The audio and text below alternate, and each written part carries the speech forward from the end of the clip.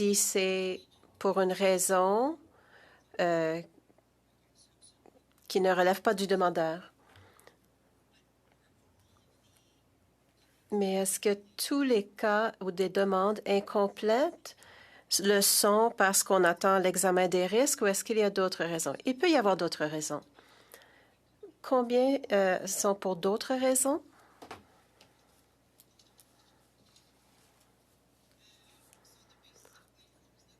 Donc, si le formulaire n'est pas complet, mais il y a un délai. Mais pour ceux qui ne sont pas liés à des examens de risque, combien de cas de l'arriéré sont incomplets? J'ai les raisons, je n'ai pas les chiffres pour vous. Est-ce que vous pourriez soumettre les chiffres au comité? Oui.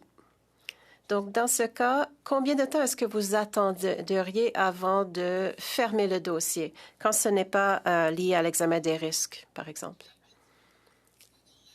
Nous allons communiquer aux demandeurs le fait qu'il y a un retard et nous allons leur donner une échéance.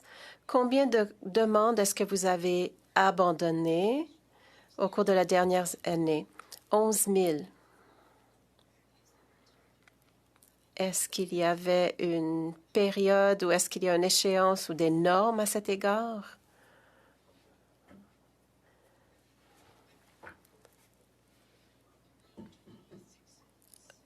Peut-être environ 6 mois, mais il n'y a pas de normes, non.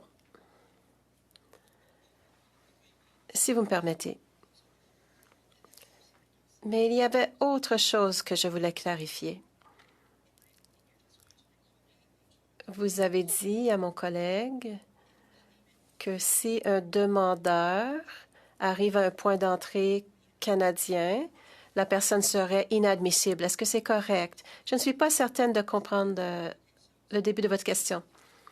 Je crois que vous avez dit que si la personne avait quitté le pays parce qu'elle était inadmissible, si elle a fait une demande et elle refait une nouvelle demande en revenant, elle est inadmissible.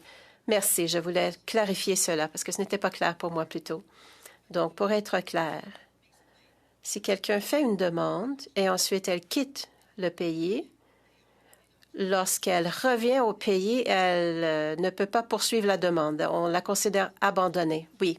Combien est-ce que vous avez annulé de cette façon dans les dernières années? 11 000 au total.